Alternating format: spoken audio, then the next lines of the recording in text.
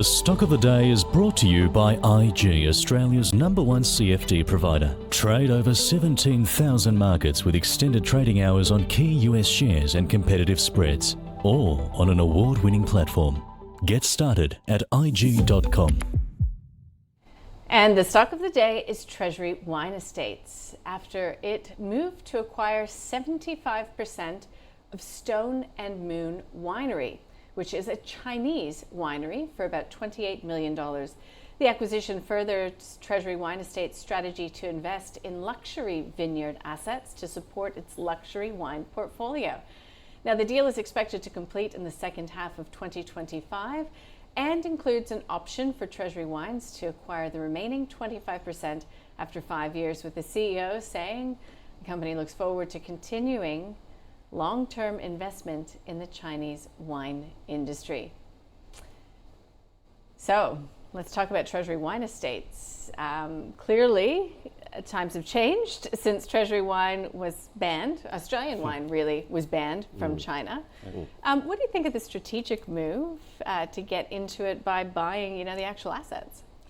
Yeah, I guess it makes sense. It's not a stock we hold or follow closely, but clearly, the risk of exporting to China, as a trading partner, they're not sort of very reliable or respectful, and as we've seen in the past few years with them banning our wine. So I guess actually buying vineyards in China is one way to reduce some of that risk somewhat.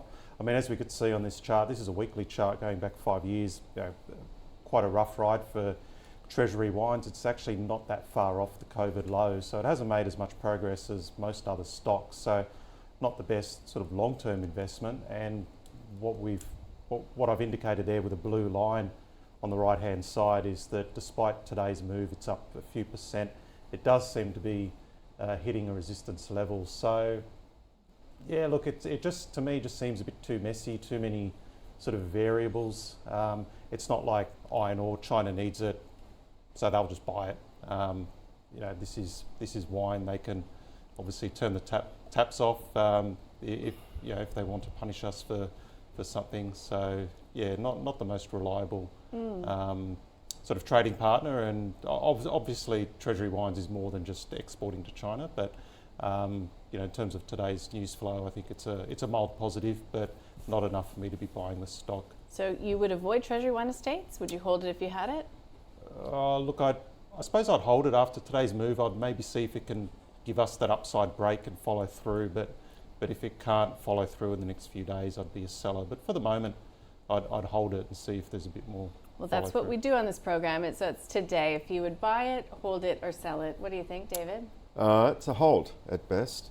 I think right now it's kind of tracking sideways. You could see, look how volatile it's been over the last at least 6 to 8 months. It's been trading between $11 and $12.50 seems to be the range. So it's coming to the top of that range.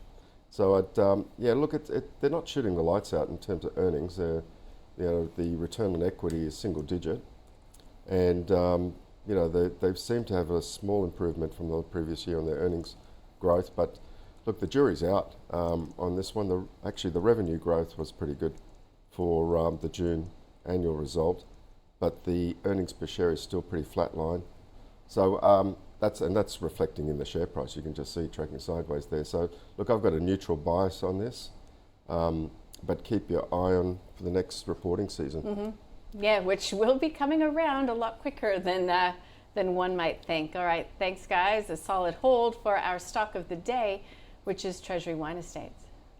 The stock of the day was brought to you by IG. Trade over 12,000 shares and ETFs, including major tech giants with extended hours on an award-winning platform. Get started at IG.com.